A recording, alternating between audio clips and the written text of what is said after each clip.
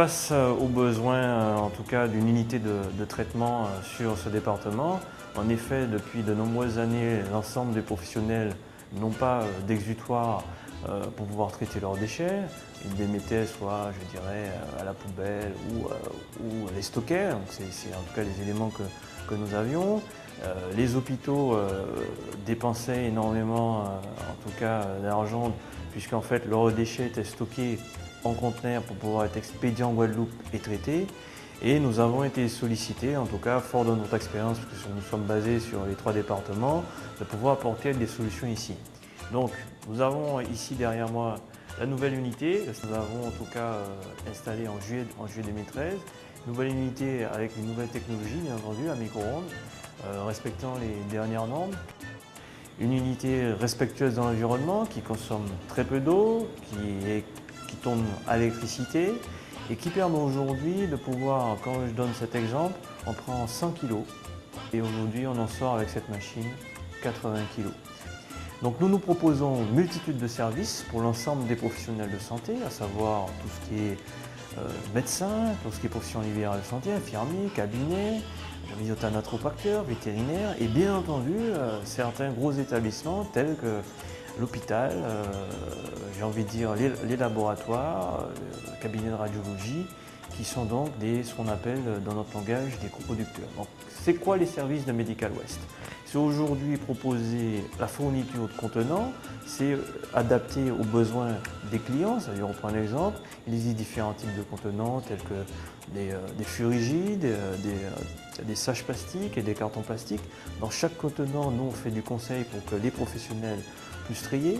Face à ça derrière, bien entendu, lorsqu'ils ont produit et mis convenablement ce type de déchets dans les contenants, nous proposons un service sur mesure de collecte. Et puis derrière, une fois que la collecte est effectuée, grâce à notre nouvel outil sur place, nous pouvons donc traiter ces déchets d'activité de soins dans les temps impartis. Donc pour ce faire, nous avons bien entendu un arrêté préfectoral qui nous permet une autorisation. La première étape est l'étape importante de peser, donc une étape importante pour nos clients, pour la traçabilité de la prise en charge des déchets. La seconde étape avec ce banaliseur est le chargement même des déchets dans la cuve prévue pour. La troisième étape est l'étape de lancement du cycle en fait, de broyage et de stérilisation.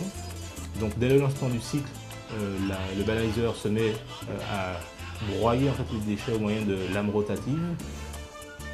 L'étape suivante est la stérilisation des déchets broyés à plus de 100 degrés pendant 20 minutes afin d'assurer en fait, la stérilisation complète des déchets. La décontamination réside essentiellement dans la stérilisation, donc dans une montée en température à 100 degrés et dans le fait de laisser les déchets en fait, à 100 degrés pendant plus de 20 minutes. Donc vous avez sur la machine un voilier en fait, lumineux qui indique effectivement qu'on a atteint cette température de 100 degrés et tant qu'on n'est pas resté à 100 degrés pendant plus de 20 minutes, l'appareil continue à chauffer donc au moyen de micro-ondes notamment.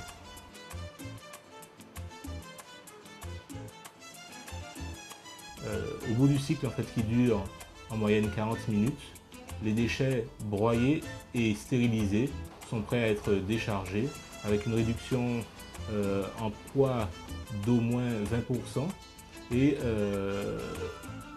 prêts également à être évacués vers la décharge avec laquelle nous sommes conventionnés. Aujourd'hui, Medical Waste propose un service adapté, sur mesure, je veux dire à l'écoute de ses clients, capable de travailler dans différentes horaires et surtout permettant de traiter enfin sur le département, j'ai envie de dire, l'ensemble des déchets d'activités de soins à risque infectieux.